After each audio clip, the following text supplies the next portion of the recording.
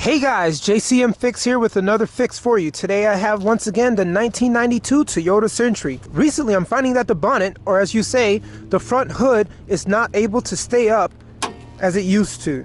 So because of that, it's time for me to replace the hood assembly for the supports. So this front hood support here is OEM Japanese, and it's been there since 1992.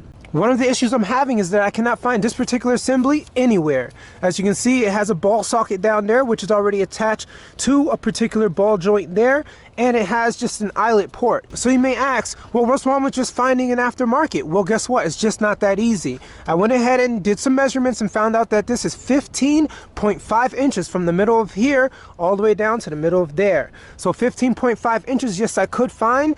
But the problem is that there is no particular car that matches the 1992 Toyota Century. So after doing multiple days of research on Amazon, I found out that the 1986 through 1991 Porsche 944S and turbo submodels is the exact one that will fit this particular car. It measures at 15.75 inches with a compressed length of 9.33 inches. Compressed, I'm finding out with this Japanese OEM model that it is exactly 9.5 inches from here to here on this particular base right there, with a little bit out on the top.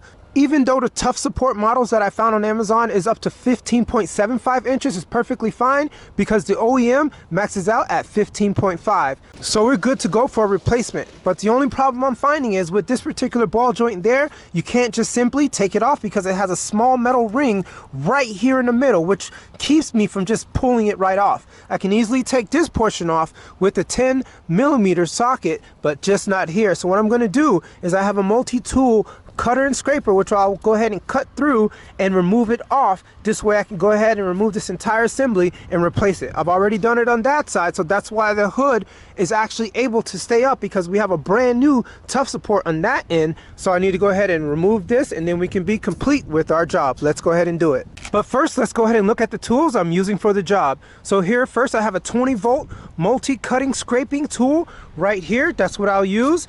And then I have tough support. Here goes the model number 613461. Once again, this is for the Porsche 944S and turbo submodels from 1986 through 1991. And I also have my 20-volt DeWalt impact wrench, which has the 10mm right on the end, so I can take off the top. And last but not least, I have a door stopper. So this will allow me support for the hood just to ensure that it doesn't fall down on my neck as I'm working. Let's go ahead and position it just like that. Alright, so once I have a secure position here, let's go ahead and get to working. Alright, this right here is fairly easy, 10mm. Easy as pie. I kept it on the first setting because I don't want to strip my bolt.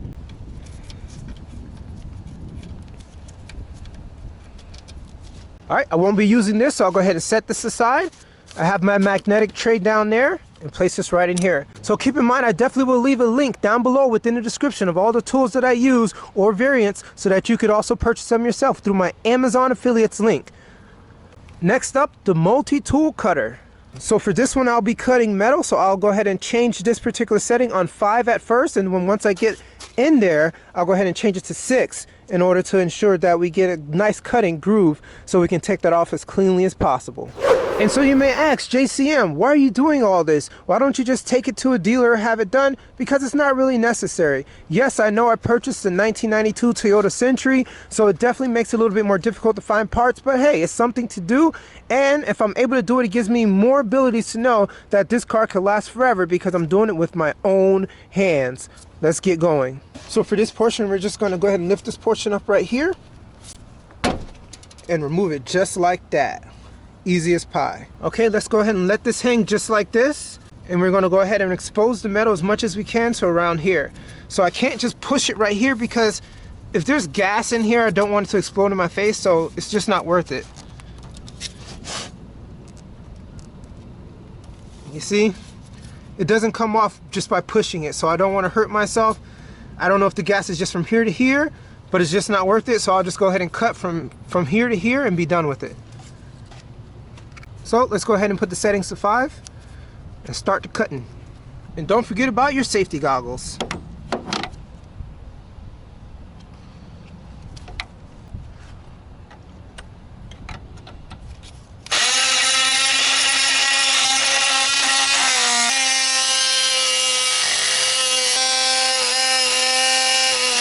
You just gotta keep going with this as long as you can. You just keep going, and then eventually it'll get itself off. You're hoping to go ahead and pierce that ring that's inside.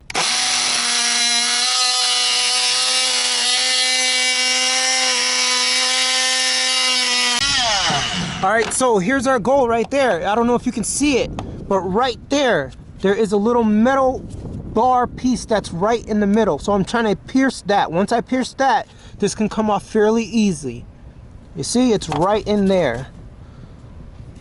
Okay, a little bit more to go.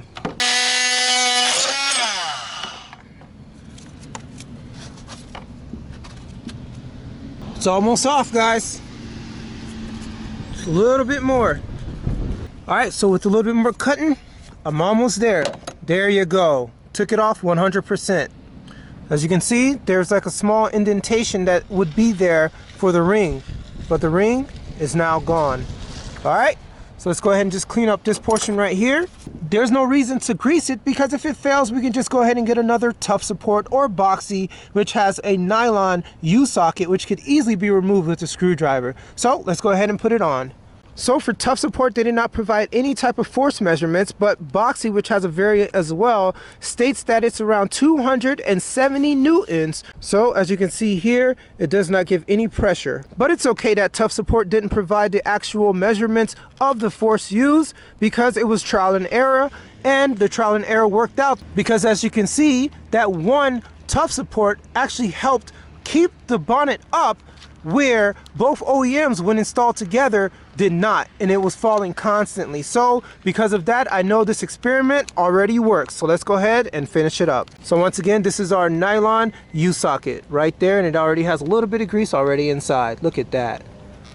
Let's go ahead and take this off. So once again, in order to remove this, all you would do is just get a small flathead screwdriver and pull this apart, and this will come off easily. So there's no reason to have one of those rings like they used to have back in the day. It makes it a lot easier to take this off, so you wouldn't have to go through all this cutting. Once again, this is the older Japanese OEM for the 1992 Toyota Century. Let's go ahead and give them measurements. Once again, OEM measured at 15.5 inches, and this is 15.75. Perfect fit. Let's go ahead and place this here. Push in, very easy. Turn this around, just like that. Let's go ahead and get our 10mm bolt.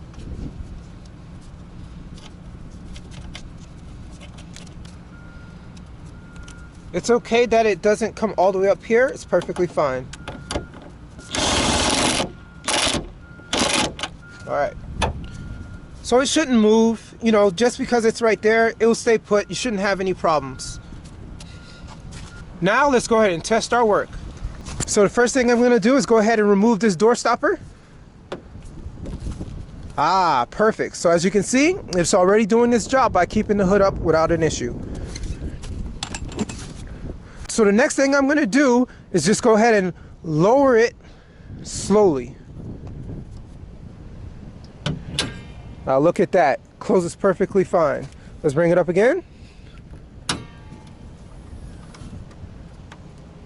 Perfect. It did its job. I'm so happy. I was so worried that I would never be able to find hood struts for this particular car, but it worked out perfectly fine by going with the 1986 through 1991 Porsche 944 S and turbo submodels. So that completes this job. Thank you guys for joining me on this 1992 Toyota Century fix. So once again, this is the one-stop shop, this channel, this video to watch for all issues when it comes to the Toyota Century first generation. If you have any questions, go ahead and place it down below. I have many fixes for this Toyota Century, so just keep in touch with me, continue to watch these videos, and more will come out. All right, have a blessed day, guys.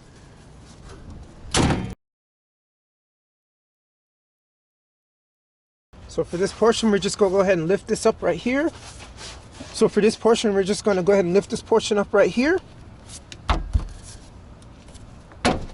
and remove it just like that.